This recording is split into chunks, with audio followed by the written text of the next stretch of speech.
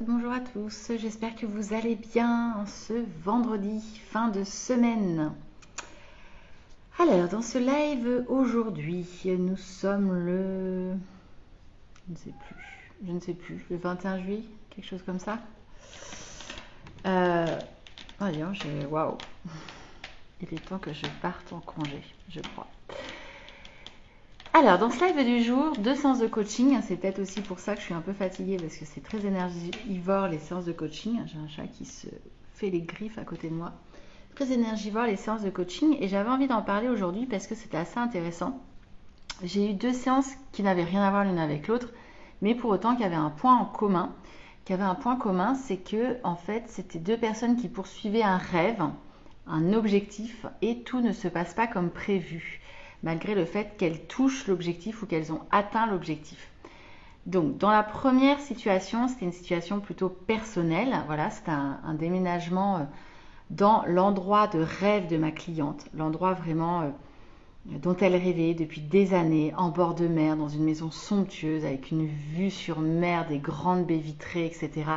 Un cadre magnifique où elle va pouvoir se baigner tous les jours, marcher tous les jours, se ressourcer, prendre soin d'elle, travailler à son rythme dans un environnement épuré. Et puis, malgré ça, elle est angoissée. Elle ne se baigne pas, elle ne sort pas de chez elle, elle n'arrive pas à organiser son intérieur comme elle le voudrait et elle s'angoisse déjà pour sa rentrée professionnelle alors qu'elle n'est même pas encore partie en vacances. Donc on a travaillé là-dessus parce qu'en fait ce qui se passe c'est qu'il y avait beaucoup de bouleversements, beaucoup de changements dans sa vie. Elle était passée d'un cadre qu'elle connaissait depuis plus de 20 ans à une nouvelle aventure en couple dans une nouvelle région, dans un nouvel environnement. Donc il y avait vraiment une perte de repères qui s'installe. Et comme toute bonne conduite de changement, en fait, il va y avoir un temps d'adaptation. Et c'était vraiment intéressant en fait de regarder la situation avec elle parce que clairement, on voit que c'est pas parce que on change d'endroit et on va dans l'endroit de ses rêves que finalement on a réglé tous ses problèmes, on a réglé toutes ses névroses, on a réglé et c'est pas en changeant et juste en déménageant que tout se règle en fait. Donc du coup, c'était très intéressant. Donc déjà, j'ai challengé et je suis hyper contente parce qu'elle est allée se baigner. Je lui avais dit de m'envoyer une photo d'elle après la baignade et clairement, elle m'a dit que ça lui faisait vachement de bien, énormément de bien. Donc je suis trop contente parce que c'était vraiment son rêve, c'était ce qu'elle voulait, c'était pouvoir se baigner tous les jours. Donc là, je me dis plage privée, etc. Enfin, juste, c'était pas possible. Donc j'ai fait un coaching un petit peu pushy pour finalement un peu casser un cycle dans lequel elle s'était enfermée en fait dans une spirale de tri de la maison, tri lors du déménagement, tri lors de l'emménagement, pour s'aérer, pour sortir, pour s'ouvrir au monde, s'ouvrir à cet nouvel espace, ce nouvel environnement. Et donc, c'était hyper intéressant de voir que même si on a atteint son objectif, qu'on croit être l'objectif ultime, pour autant, il reste des choses à régler, il reste des problèmes sur lesquels travailler, il reste des peurs, des croyances, des freins à lever. Et du coup, le coaching sert à ça, jusqu'à ce qu'elle ait vraiment pleinement atteint son objectif, mais en le vivant en fait pleinement. Et en étant sûre que c'est le bon objectif, qu'elle est au bon endroit, dans le bon environnement, entourée des bonnes personnes. Donc ça, c'était super.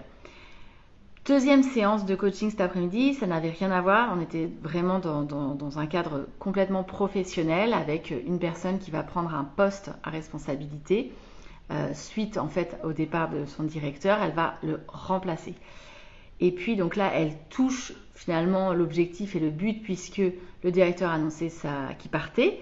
Et donc du coup, normalement, elle prend la suite comme c'était prévu, etc. avec la direction générale.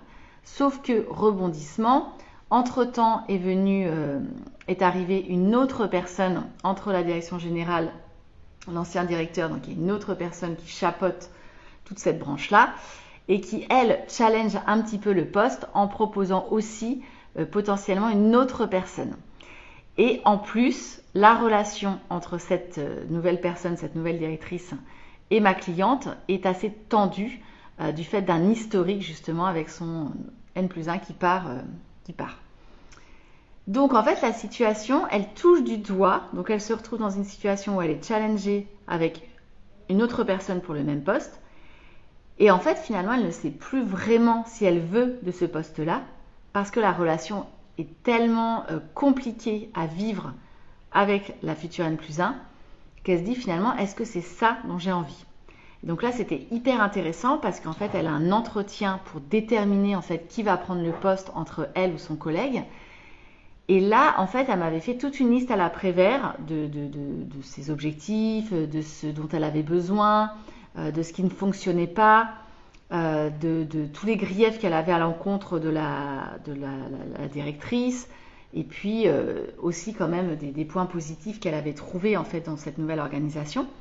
Donc là, c'était hyper intéressant parce qu'il y avait quand même finalement beaucoup d'affect, beaucoup d'émotions, et c'était très très brut de décoffrage, et c'était carrément un véritable procès à charge. Donc on a tout repris. On a tout repris surtout pour se concentrer sur le véritable objectif. Quel est l'objectif de l'entretien? Est-ce qu'elle veut le poste ou finalement elle ne le veut pas? Ou si elle le veut, à quelles conditions? Et donc c'est ça qu'on a retravaillé en fait. Pour que finalement elle ait un cahier des charges, pour ne pas accepter le poste à n'importe quelle condition, mais tout en nuançant, en faisant pas de procès à charge, parce qu'en fait elle a complètement personnalisé en fait la problématique. Donc, en l'occurrence, cette N+1 est assez compliquée d'un point de vue relationnel, mais parce que sur la défensive, parce que se préservant et donc en mettant beaucoup de distance et beaucoup de froideur, mais il y a des raisons à cela, vraisemblablement, et il y a vraiment un abcès à crever. Et donc là, c'était intéressant de se dire, bah voilà, en fait, elle touche du doigt son objectif, et puis d'un coup, finalement, il y a aussi cette peur de, est-ce que je le veux vraiment, cet objectif? Est-ce que je le veux dans ces conditions-là? Parce qu'entre le démarrage, le début, où elle avait posé l'objectif il y a 6 mois, et aujourd'hui, il y a eu énormément d'évolutions dans l'entreprise et dans l'organisation, avec des nouvelles personnes et un relationnel ultra compliqué. Donc, à quel prix je veux atteindre mon objectif? Est-ce que je le veux toujours? Est-ce qu'il a évolué? Et après, comment je présente les choses pour que ça ne soit pas des procès à charge, pour que ça reste très constructif? Et donc, je lui ai demandé finalement de prendre de la hauteur, donc de se poser un peu pendant les vacances et de reprendre le sujet à froid, puisqu'elle a son entretien que fin août, donc elle a le temps, et de se poser la question primordiale de est-ce que je veux ou pas du poste, sachant que son collègue n'en veut pas forcément. Donc, quid s'ils ne le prennent pas pour le reste de l'équipe? Est-ce qu'elle est prête à relever le défi? Est-ce qu'elle est prête à relever le challenge? Dans quelles conditions? Qu'est-ce qui est acceptable? Qu'est-ce qui est entendable?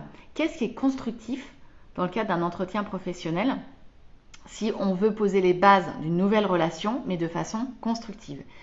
Donc c'est un échange extrêmement intéressant parce que clairement, elle avait posé des choses très intéressantes, mais de façon tellement brute qu'il fallait une grosse prise de recul.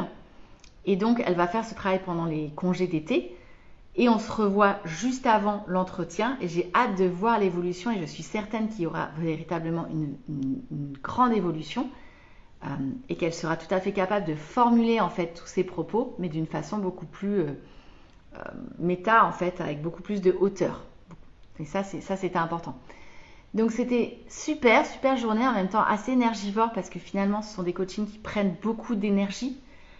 J'ai traité beaucoup les angoisses ce matin et puis là on a traité vraiment une prise de distance, une prise de juste distance qui était nécessaire en très peu de temps parce qu'on a 1h15, ça va très vite, il y a beaucoup de choses à se dire. Il faut opérer des déclics assez rapides pour que les personnes en fait puissent avoir finalement les deux prismes, puissent réfléchir peut-être différemment. C'est ce que veut le coaching en fait. Finalement le coaching c'est un pas de côté, voilà, pour réfléchir en fait différemment, pour avoir un autre point de vue. Et moi c'est ça que je leur offre. Je leur offre de se déplacer d'un pas sur le côté pour essayer de retranscrire exactement les mêmes propos, mais avec un point de vue, un angle totalement différent. Et ça change tout. Donc je suis totalement en confiance que les deux personnes vont arriver, une à appréhender, apprivoiser ses angoisses, l'autre à prendre un recul nécessaire pour construire un argumentaire plus constructif, j'ai envie de dire, et qui va l'emmener vraisemblablement vers ce poste qu'elle souhaitait. Il n'y a pas de raison qu'elle n'y aille pas. Par contre, voilà, les paramètres ont changé, les règles du jeu ont évolué et ça nécessite encore de l'adaptation. Donc voilà, donc ça c'était ma journée qui était assez remplie. J'avais à côté de ça de l'administratif, des choses à faire sur un engagement associatif. Donc j'arrête pour aujourd'hui, clairement, parce que voilà, c'était une semaine un peu haché. Mais voilà, j'ai fait l'essentiel de ce que je voulais faire et c'est déjà pas mal. Donc je vais maintenant en profiter pour profiter de mon week-end en famille, pour me ressourcer, me reposer. On a pas mal de choses de prévues. C'est vrai que l'été est assez dense et assez rempli. Mais ça va être un beau week-end, ça va être festif, ça va être joyeux et c'est chouette. Donc je vous souhaite une belle fin d'après-midi, je vous souhaite un bon début de week-end pour celles et ceux qui sont en week-end, de belles vacances pour toutes les personnes qui sont en vacances et on se parle demain pour les lives du week-end. Ciao!